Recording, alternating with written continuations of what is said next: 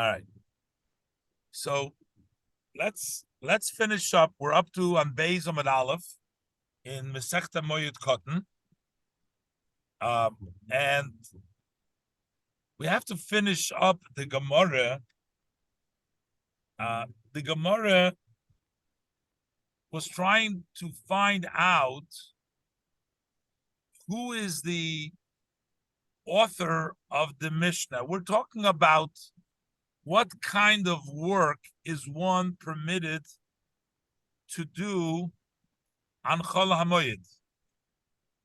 On the intermediate day of the holiday, what kind of work is permitted during the intermediate day?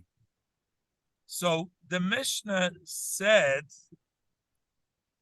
and there was different degrees of how much loss a person has to have and how much trouble can a person go through in order to do work on Chol HaMoed, on the intermediary days, on the Moed Koton. And we had difference of opinions. But the Mishnah seemed to say that you can only do work, as our Mishnah says, if it's a field which is called a Beis HaShalachim, which means that it's on a high area, it sits on a mountainous area, on a hill, and therefore the water does not stay, and therefore the Mishnah says that you have a right to go ahead and water it, that field, because if you don't water it, it's not going to have enough water from the rain because it doesn't hold it. But if it is a Beis Habal, it's a field that is watered, that it's on a valley, and the water falls down and stays there, then you're not allowed to water the field. Watering, for you to go to water the field, would be extra work. And we're not allowed to do that. And the Mishnah said, whether, seems like from the Mishnah, that you're not allowed to water it under any way. If it's not a Beis HaShalachim, it's not a field on the hilltop, you're not allowed to water it in either of the two ways that we're talking about over there, whether it's a new well or an old well. An old well is considered to be less troubling because everything is there, the path is there, it knows how to, it's been doing it for a long time. The Mishnah did not distinguish between a new well or an old well. Even an old well, the Mishnah did not permit. If it's a Beis Habal, if it's a field that holds the water, you're not allowed to water the field. It's trouble. Now, whether you're watering it from a new well, an old well, not allowed. But the Gemara said that in the Brisa, this was the opinion of Rabbi Yehuda. Look at the two lines before the bottom.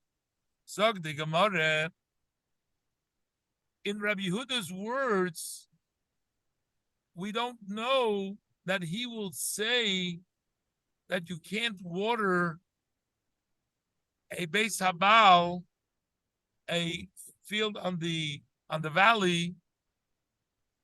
We only see that you can't do it from a new well. But maybe an old well, it's such little trouble, maybe he would allow it. Let's see. There's a lot of details here. It's hard to get it.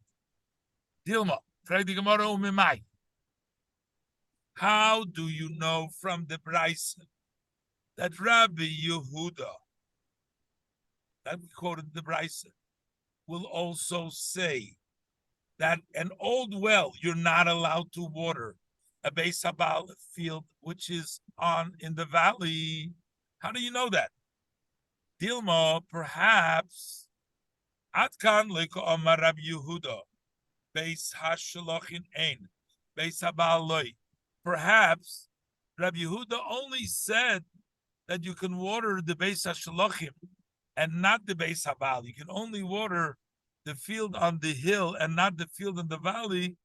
Elamayin shiyotzu b'tchila. In that brisa, he's talking about a well that has just started. A well that just started,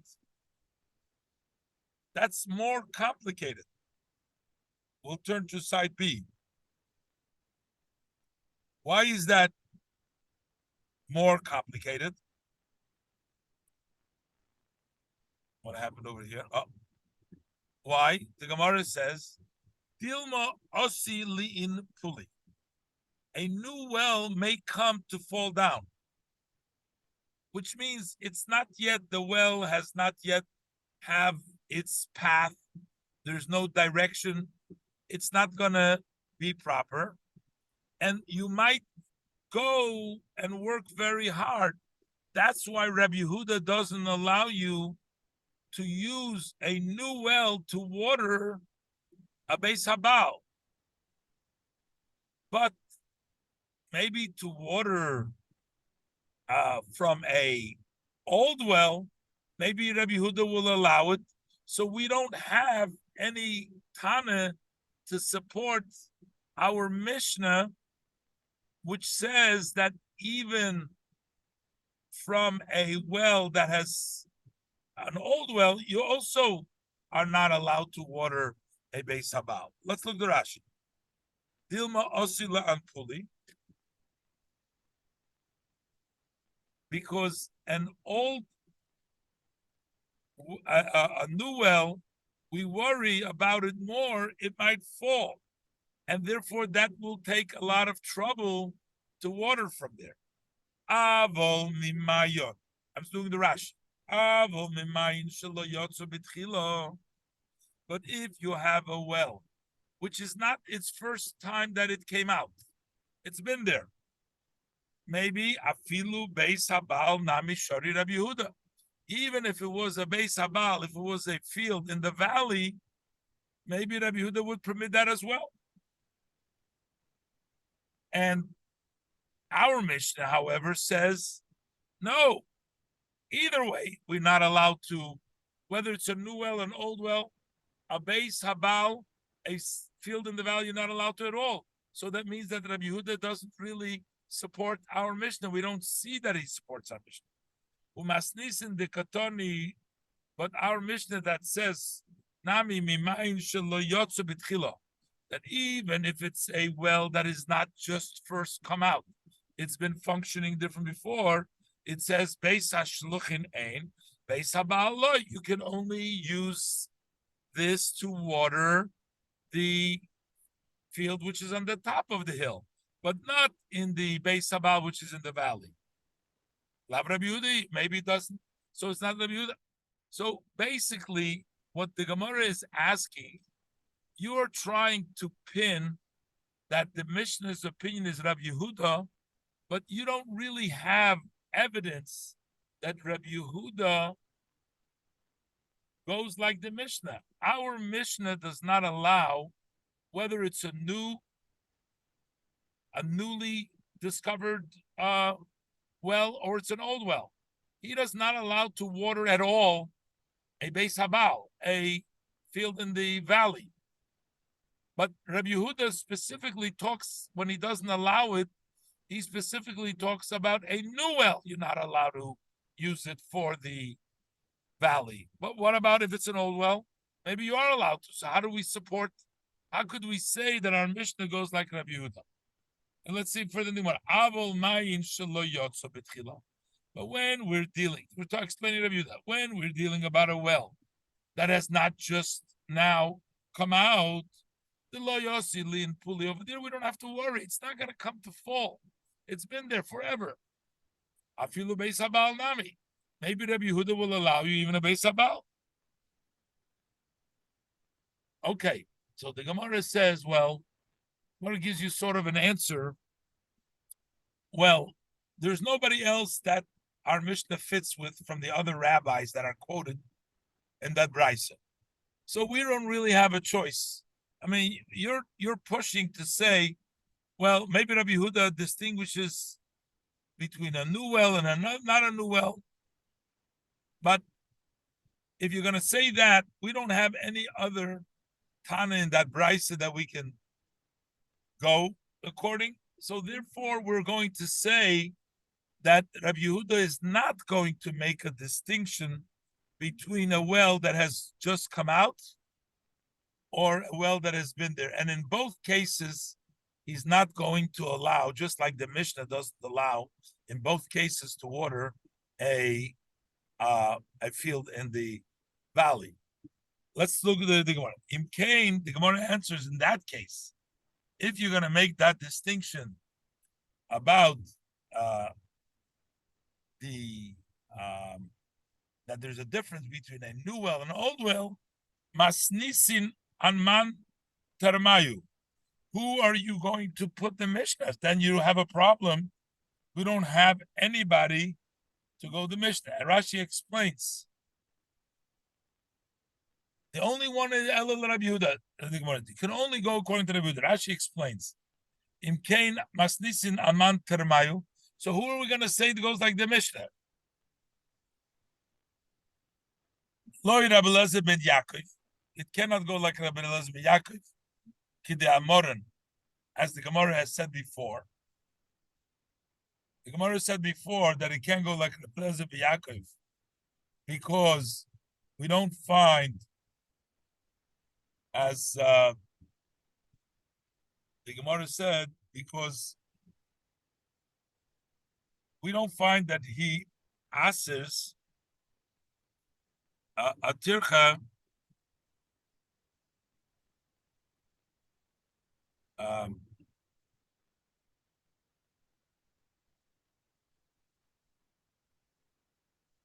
again, because he allows it, as the Gemara brought it before, he allows the a tircha in a place where there is a loss, and the loiker of meir, the shori afilu beis habal, the meir allows even on a hilltop if the field is there. The loiker of Lez ben Azariah, and not like Rabbi ben Azariah. This is the other opinion of the Mishnah. Afilu beis hashlochin. He won't allow even a on the hilltop if it's a new well. So basically, it cannot fill any other opinion. Elul Rabbi Yehuda, but it goes like the Rabbi Yehuda v'lo yishno, and according to Rabbi Yehuda, it doesn't make a difference. Masnisin Rabbi Yehuda lo yishno ayin sheyotza batchila v'lo yishno makes no difference between a new well and not a new well. Beis hashlachin ein and beis habal loy. A hilltop, yes,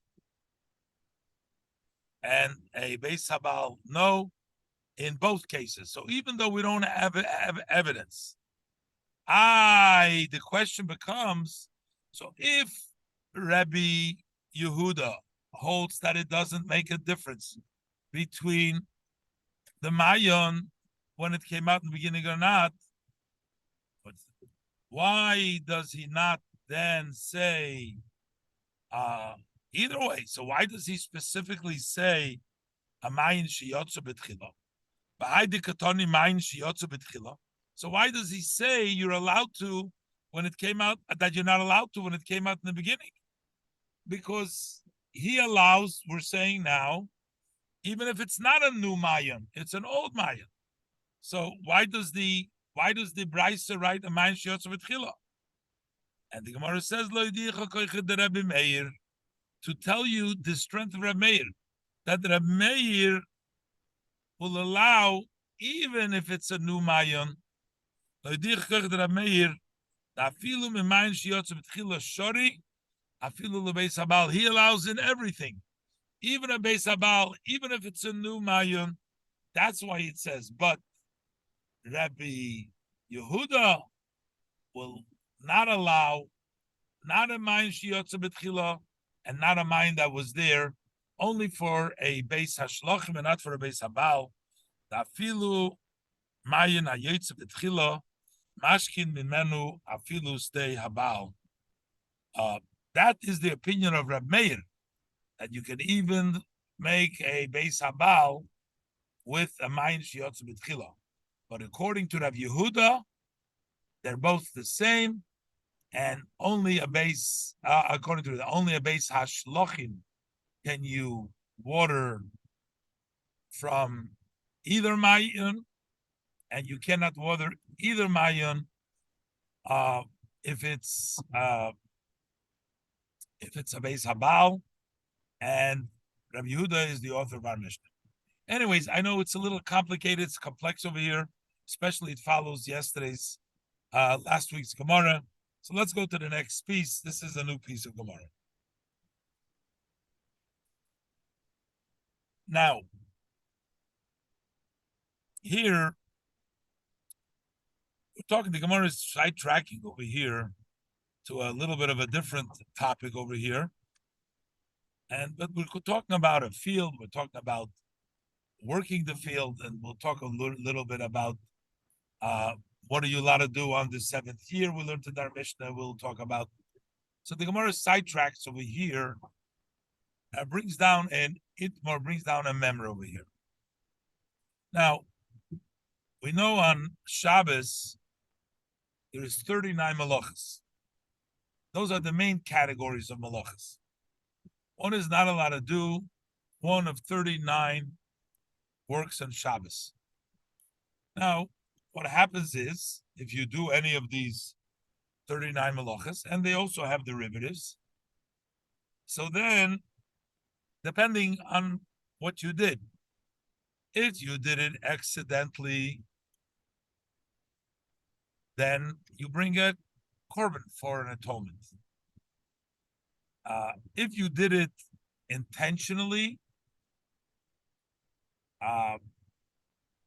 then there is, if there's witnesses and you were warned, then there's the death penalty for violating Shabbos. If it tells me that my battery is low, let me see. Okay, we'll go for as long as I can. Then we'll switch to the other.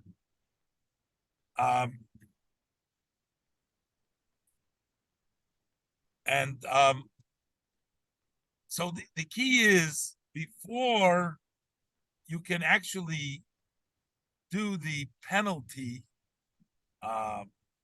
for violating the Shabbos, you have to warn the person, and you have to tell him or her, you have to tell them that you should know, if you're going to do this malacha, if you're going to do this Shabbos, you're going to get this penalty. And the person says, I'm still doing it. So then you get him the penalty. Then he gets the punishment. But if you would warn them and you don't use the right prohibition, you don't give them the right malacha. Let's say you tell them you're not allowed to cook on Shabbos, and the person goes and sows and plants something on Shabbos, he's not going to get punished, because he's not going to get the penalty, because you didn't warn him on the correct thing. So you always have to know what exactly what the person is doing, under what category does it go. Sometimes it's not clear. For example, in the case over here that we're talking about, the Gemara says, Itmor ha-menachesh. What does menachesh do? Menachesh, you rip out the bad grass around the plants, around the good grass. That you rip out the dead grass from the good grass. So it does two things. First of all, you might be ripping out, which ripping out from the ground something that is alive is a melacha on Shabbos, toilish. But the other thing is what you're also doing, you're helping the other plants, the other grass grow. So you're actually almost like planting. So how does the witnesses, when they see you ripping out the grass, what are they telling you? Don't sow, or do they tell you don't rip? What is he doing? Which category of malacha is he violating when he's ripping out those grass? Zog the Gemara, Itmor hamanachish. Do the Rashi manachish. Zog Rashi toilish asobim rabim metoichat toivim. He is ripping out the good grass, the bad grass from the good ones. And Rashi says, Vichi akri lehu samchi hani tefei. When he uproots them, these grow better. So, what is he doing? Is he sowing? Is he zoreya, or is he toilish? Another question, another thing he's doing. He pours waters to the roots of the grass. Instead of not doing really watering it, but he puts it to the roots of the grass. I guess he floods them so they fall out. And the other grass is growing better. What is he doing when he's doing that watering? Is he growing or is he uprooting?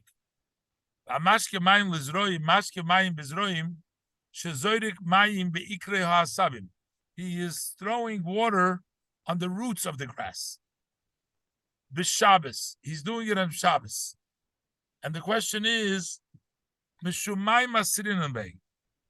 what malacha, what are we warning him? So Rashi Mishumay Masirin Bay. My malacha kochashvinan lay. What kind of job do we count this?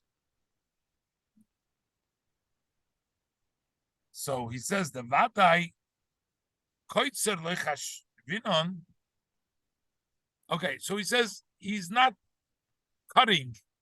No, you have when the grass grows, then you cut it. This is not considered cutting. Koitzer lechashvinan. This is saying we can't count this as cutting. Because he's not intending to take the grass here. His intention is very clear. He wants to make the grass, which is the field, better. That's his intention, but not uprooting. And Rashi says,